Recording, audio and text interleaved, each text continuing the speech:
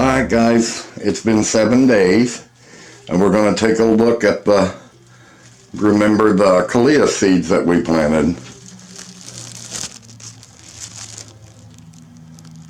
Can you guys see?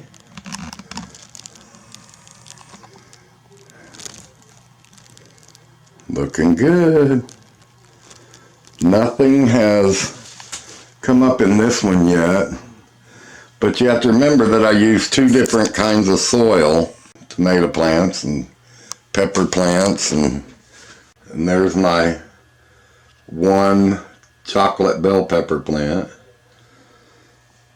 So, anyway, plants are doing really good in here so far.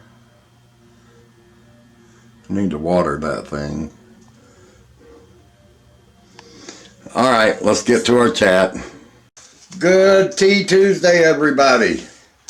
I'm pulling out some more seeds because I'm going to be planting some nasturtiums. I think I'm pronouncing that right. Nasturtiums. This is what I'm going to put in my back flower bed because it's partly in the shade and partly in the sun, and these can take shade and sun pretty good. And unlike the Coleus seeds, whatever they're called. I can't pronounce anything but today. Look how big these seeds are. And just think about the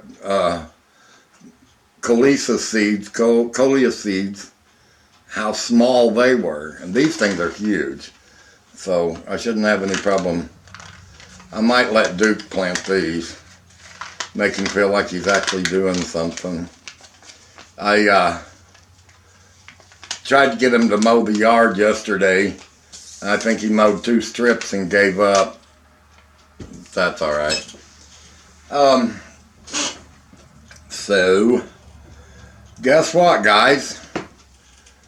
Price of postage is going up again. Now, a single stamp is going to cost 66 cents. Isn't that crazy? You know, I'm trying to get caught up on some videos that I want to do, and I got a lot to do. I'm going to be making salsa this week, because I got to get my salsa made to last me throughout the summer. And then when fall comes, I make salsa again to last me throughout the winter. I am a big salsa fan, but I do it the most simplest way I can do it. I use that Mrs. Wedges, and man, let me tell you, it's the easiest way I ever found, and it's the best taste in salsa. Ooh, I almost forgot Tea Tuesday. I'm having coffee. Well, I hope everybody had a happy Easter. I hid eggs from myself, never did find them. But, you know. And I'm going to be starting some dahlia seeds. These are beautiful. They're like a red, orange, pink, yellow, white. Those are going to be pretty. These are the ones, I think that these are the ones that when you cut them as a cut flower for a vase, you get a pan of hot water and heat it up to 160 degrees, and you set the end of the stalks in that hot water and leave them in there until the hot water cools down. Then you take them out and then you trim off the parts that you had in the water, and what it does, it seals off the stalks, and it will make these flowers last up to 6 days longer than what they would without doing it. And I was going to ask Nona, I've not thought about it, how the Thanksgiving cactus I sent her is doing. She hasn't said anything else about it. I'm hoping they're doing okay. If not, we'll get you some more sent out. Same with Susie. I sent her Christmas and Thanksgiving cactus. So, you know, you guys have to let me know if they're not doing good. We'll get some more out to you. But hopefully they're doing really good. And right now, which I should have done this a couple of days ago, the red buds are blooming like crazy. My trees out in the back, which I have about 6 trees out there, is just full this year. And if I'm going to make any red bud jelly this year, I've got to get out there and get some of the flowers before they're gone. But anyway, I just wanted to come on and say good morning, and I got a lot of videos coming up. If I can get everything straightened out and lined out to where I want it, because I want to do a homemade strawberry shortcake. I've got salsa that I want to do. I want to do a 1970s recipe pot roast. Oh, good Lord, what else? And I'm going to be working on my artisan journal on page 3. I think this one I'm going to do in all die cuts. I did stamps and then stickers, and then this page is going to be die cuts, which that ought to be fun. I've been working on and coming up with some ideas for 4th of July cards. And listen, guys, to you people who I'm sending these cards out to, if you ever get tired of them, just let me know and I will skip, like a holiday here, I'll skip you and maybe get you the next holiday or whatever. But if you feel like you're getting too many cards and all that, just let me know and I'll slow down and I'll make a list for this holiday for some and this one, then skip it around. But if you don't, you're fair game. I'm going to send you cards. I cleaned out all the old flower stalks out of the flower beds. Now I got to get in there and get them tilled and get some fresh new soil in those. And did you guys see the Coleus plants, or how they're doing there at the beginning? If you remember, I used one pen and put a different kind of now this was actual seed starting soil that I bought at the store. I added nothing to it, took nothing from it, that I was going to use to start seeds that's going to go in pots. And then I made my own deal of soil for the plants that I'm going to start that goes outside in the flower beds. Man, hundreds of the ones in the flower bed soil come up. There's still not one has come up in the seed starting soil. Seed starting soil. Nothing's happened in it yet. So I think what I'm going to have to do is I might take some just regular potting soil and mix it with the seed starting soil.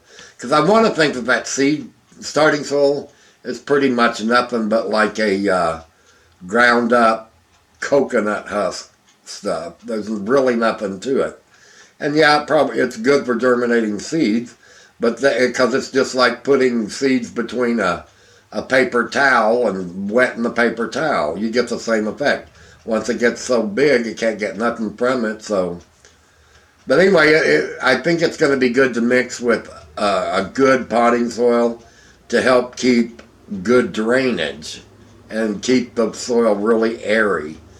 But using it singly for things just not working. And it's not working very good as a seed starter. And this is a top name brand, so I'm not going to name it, but I won't be buying it again unless I'm going to mix it with another soil. I have this giant flower pot that someone gave me a couple of years ago. And what I did was I put a little screen over the hole in the bottom of it. And I went and bought a little bitty 5-pound bag of compost.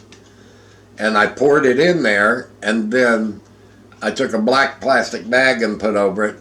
And all winter long, I've been throwing all my table scraps and all of that in there. And then I cover it up really tight. And I'll tell you what, it has worked as the best composter I've ever had. I can put banana peelings and apples and sweet potato peelings, all that stuff in there. And I put almost a whole freaking cabbage in there that had started going bad and I couldn't use it. So I just kind of cut it in two and stuck the whole cabbage in there. within 2 weeks, that cabbage was almost completely gone, turned back to soil. But it has worked out good. I went out there the other day, and if I put it all in the bag, I probably got a good 50-pound bag of soil out there already. So that's going to be great, once my flowers and everything get in, or the garden, to start putting this around some of the plants and stuff, or even put it on top of the soil. That's what I thought about doing, was putting it on top of the soil when I till the soil for cucumbers. Put it on there and till it into the soil. But see, I didn't need no big fancy composting bin. I just used a big flower pot, started it in there, and took a black plastic bag and I put over the top of it and push it in around the soil, and I have it weighed down so the wind can't blow it away, and it has done perfect.